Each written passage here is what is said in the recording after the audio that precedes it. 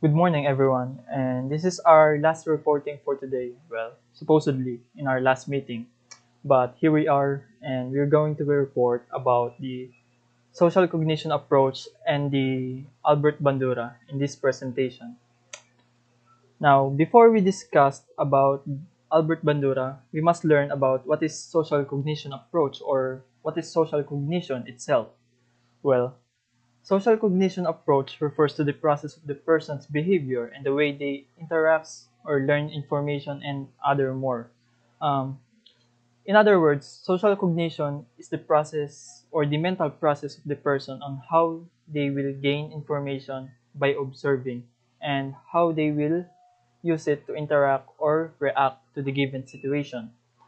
And this approach also relates to the person's past experiences, and these experiences influences on how the person is going to behave, meaning the person's experiences way back in his past life, or sorry about that, in his past experiences will have an influence in his behavior or personality on how they will behave in the current or present time. Now, now that you know what is social cognition, let's talk about uh, what is Albert Bandura's work. And take note, cognition and cognitive are both different things because cognition is the mental this is the mental process of a person, how they will gain information and react to the social situation, while the cognitive is how they will know, observe, remember, or even solve situation or problem. Next, now let's talk about who is Albert Bandura. This is the face of Albert Bandura, and Albert Bandura is a Canadian American psychologist in which I think he is a pure Canadian, but his parents migrated to America most of his time, and that made him somewhat American. That's why he is a Canadian American psychologist, and he is the one who proposed or originated the cognitive theory, in which theory is the person's uh, mental process, and this process has three main factors: the environmental factor, the cognitive factor, and the uh, behavioral factor.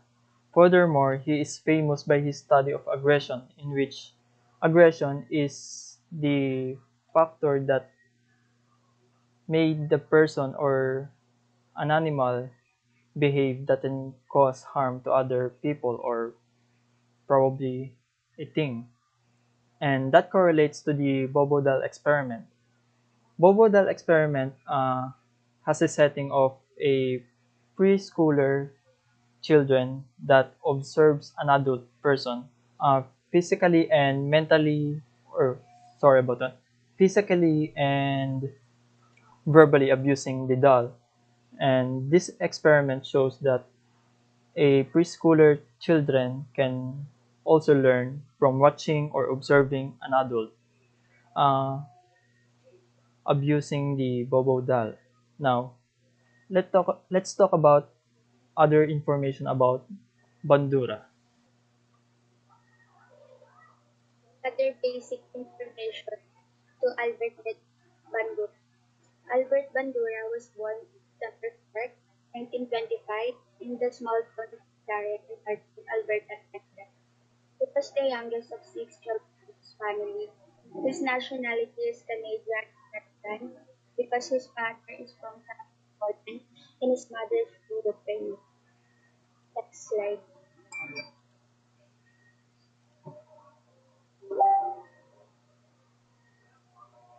Albert Bandura has a bachelor's degree at the University of British Columbia. He also graduated with the Fulton Award in Psychology, an outstanding student in psychology. Next slide.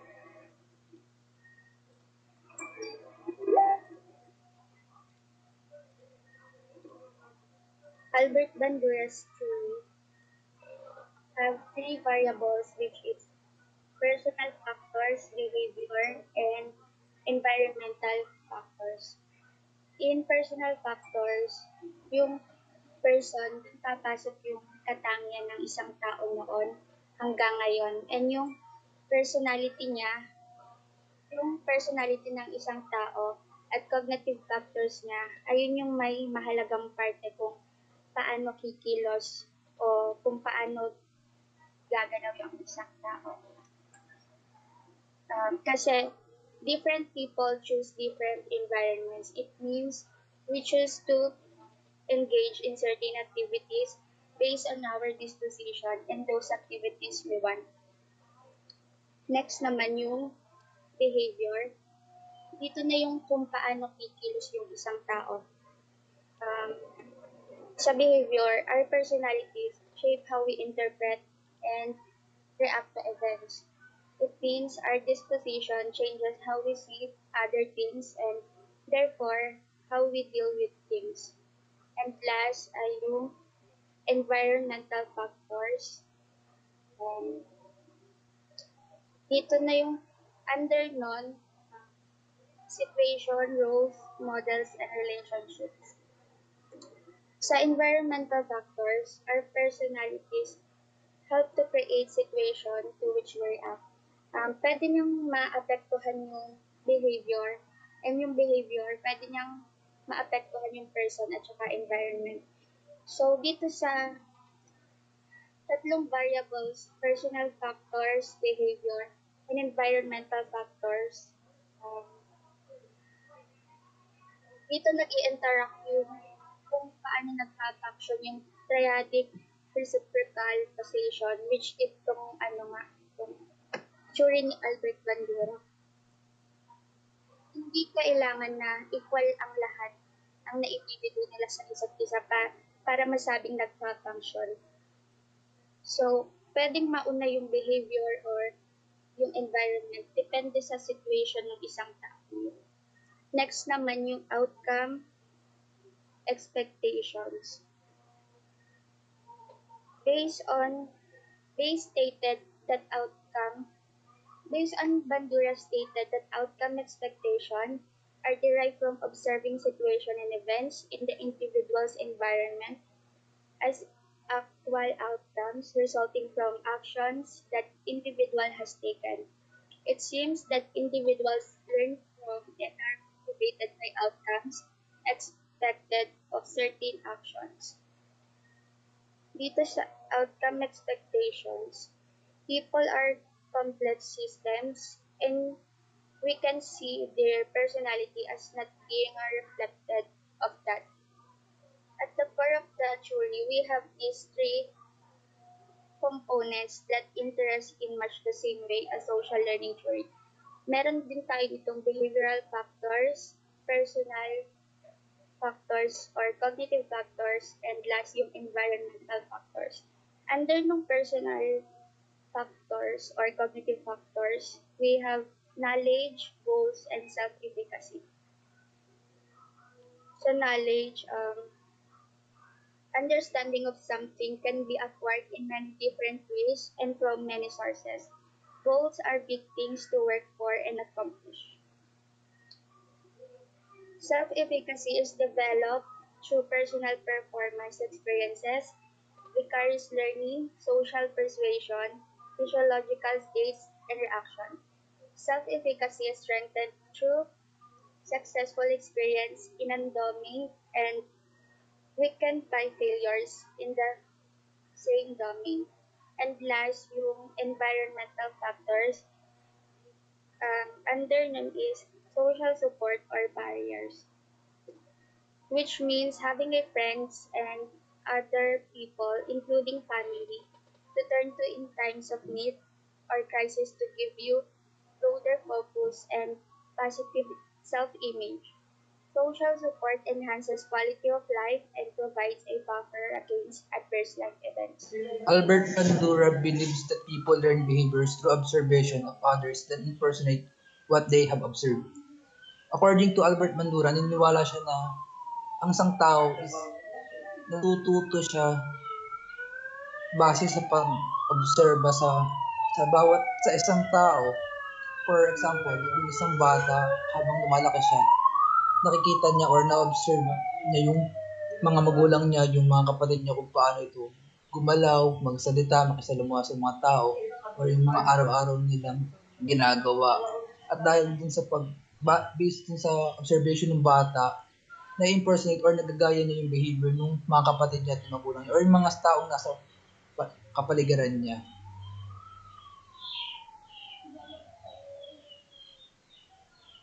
And there are four cognitive and behaviors also of learning process for Bandura. The first one is attention process. It's parang pagbibigay attention sa isang tao or isang bagay. And attention, if an organism is going to learn anything from a model, he or she must be paying attention to it and the behavior it exhibits. Bandura and others have shown that humans pay more attention to models that are attractive, similar to them, or prestigious, and are rewarded for their behaviors. For example, when a teacher pronounces praise during the class, students pay attention to what a teacher says. Ayun nga, for example, tayo, pag once yung teacher may sinabi sa unahan, tayo mga estudyante, binibigyan natin yung attention kasi may sinasabi yung teacher sa atin. The second one is retention process. Retention process is act of continuing to possess or control. It is the ability to keep or hold something memory. For example, if the students will process information and tries to remember, it is retention process. For example, yung si teacher may sinabi sa unahan, then tendency nun, for example, si teacher may pinabasa sa unahan na industries, tayo sa estudyante, ma-process na ng utak natin yung information na sinabi ni teacher and maaalala natin ito. That's retention process.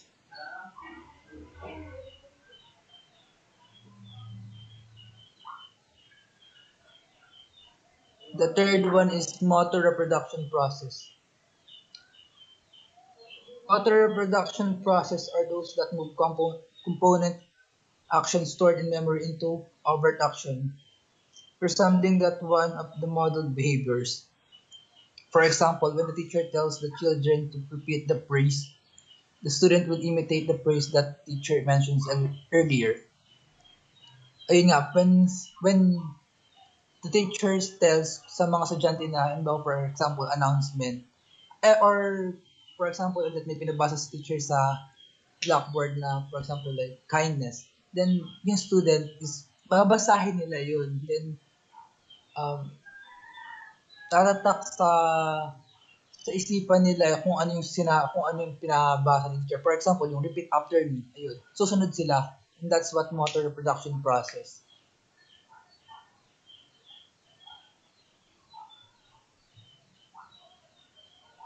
The formation process. Reinforcement is a process in which someone is giving a reward and there is a positive reinforcement or is spared an unpleasant consequence. And also there is negative reinforcement to incentivize a certain desirable behavior. For example, if the students pronounces the phrase correctly, they will be rewarded so the children will do the same thing for them to receive incentives.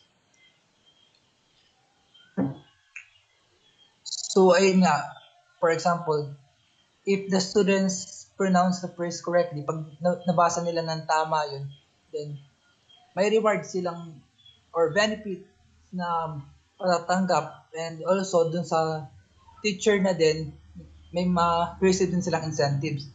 For example na lang dito, dun sa positive and negative is spanking a child when he throws a tantrum is an example of positive reinforcement. And on the other hand, removing restriction from a child when she follows the rules is an example of negative reinforcement. Other example nito is, for example, yung isang nanay, sinabi niya sa anak niya na once na mapasama siya sa top or honors, bibilihan niya ito ng magandang gadgets or magandang laruan. Then, yung bata naman, syempre, magbabago yung behavior niya.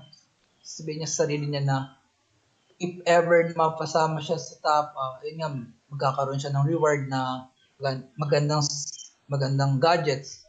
And yung tinatawag nating positive punishment din, parang ayun yung ano nun, yung bata is mag-iiba yung behavior, mag-i-increase siya. Then the opposite naman is yung negative, para siyang once na sinabi na rin na pag hindi ka nag-top or hindi ka napasama sa honors,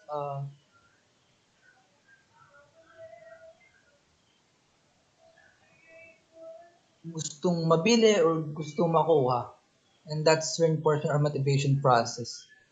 And underneath andito yung model of nung social learning theory, which is the four cognitive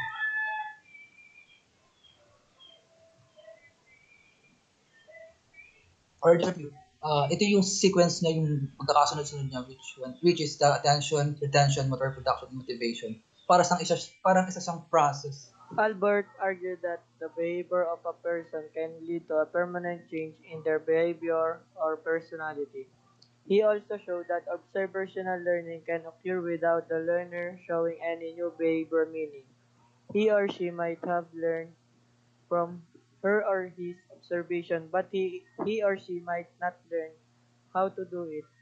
Albert also cited four necessary steps in questioning what needs to happen for observable behavior. The first step is attention, next, retention, reproduction, and motivation. Ang pag-uugali ng isang tao ay maaaring humantong sa isang permanenteng pagbabago sa kanilang pag-uugali o pagkatao. Sinasabi niya rin na ang observational learning ay maaaring mangyari nang hindi nag-aaral ang pagpapakita ng anumang kahulugan ng pag-uugali at maaari din matutunan ito mula sa pagmamasid, ngunit maaari din niyang malaman kung paano ito gawin. Binanggit din ni Albert na ang apat na kailangang hakbang sa pagtatanong kung ano ang kailangan nating mangyari para sa isang napapansin na pag-uugali. Ang unang hakbang ay attention. Ito ay napapansin ng isang tao o kung ano ang patungkol sa isang tao o isang bagay na kagilo-gilo o mahalaga. Next, retention. Ang patuloy na pagmamayari, paggamit, pagkontrol ng isang bagay. Next, reproduction. Ang kilos o proseso niya sa paggawa ng isang kopya ng isang bagay. Next, motivation. Ang dahilan o ang mga dahilan ng isang tao para sa pag-arte o pag-uugali ng isang partikular na paraan. Social learning theory was founded by Albert Bandura, 1997, which is the idea that people learn from each other. This is done through imitation, observation, and modeling.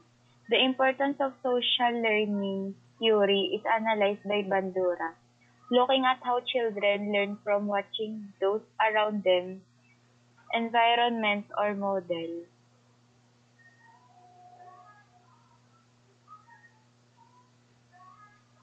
Imitation, observation, and modeling.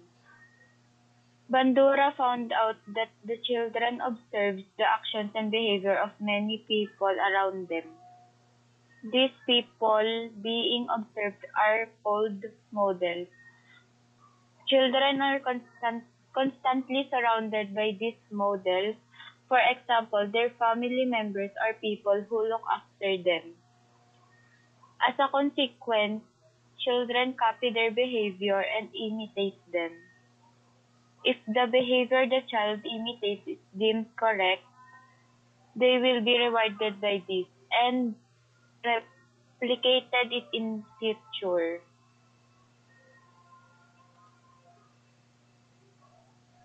Identification. The term identification represents the child copying the behavior of the model. like their behavior, beliefs, opinions, and point of view. Bandura says their behavior is internalized by the people they copy and look up to. Social learning and cognitive approach. Social learning theory bridge the gap between the traditional learning theory and cognitive learning. It involves looking at how cognitive learning, which is learning by doing, processing, experiencing, and influences our learning.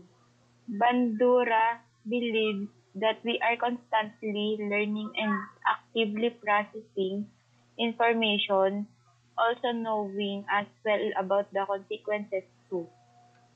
Learning is a remarkably complex process that is influenced by a wide variety of factors, as most parents are probably very much aware. Observation can play a critical role in determining, as the saying goes, kids are very much like sponges, soaking up the experiences they have each and every day. Because learning is so complex, there are many different psychological theories to explain how and why people learn. Our psychologist named Albert Bandura proposed a social learning theory, which, ano, which suggests that observation and modeling play a primary role in this process. Social learning theory is the idea that children learn from observing others. This learning can be accept, accept on. A child sees a sibling politely ask for a treat and get one, or not acted on.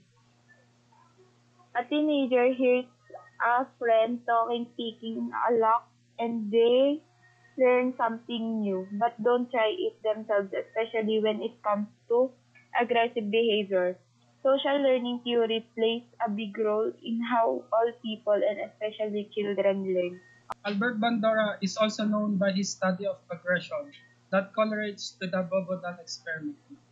One of the famous experiments he conducted was the Bobodal experiment, where we can learn the aggression of a child through the observation of an adult behavior, meaning that the child would be surrounded by people who are mostly his or her family members, characters on children's TV, friends within their peer group, and also teachers. By doing so, the child would pay attention to some of these people and encode their behavior, and eventually, they would try to imitate the behavior they have observed. So, sinasabi po dyan, um, kung ano pong ma-observe ng bata po dyan sa mga adults and sa kanyang mga friends po, meron pong chance po na ipakita po yung natutunan nila, or meron ding chance na hindi rin nila masabi.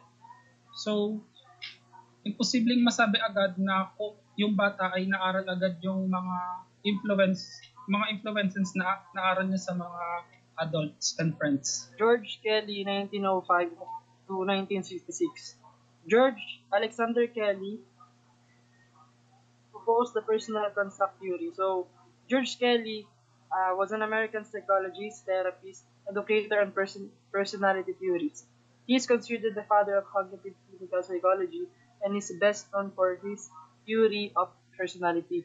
Now, he also developed the theory of cognitive personality in the 1950s. Ang personal construct theory or personal construct psychology is a theory of personality and cognition. Personal construct theory suggests that people develop personal constructs about how the world works. People then use this construct to make sense of their observation experiences. So, ganun gumana yung personal construct theory na pinopose ni George Kelly. No, ganun daw gumana yung construct ng mga bagay-bagay sa sarili mo sa pamamagitan ng mga nakikita mo sa paligid at mga na-experience mo sa buhay mo. So, yun,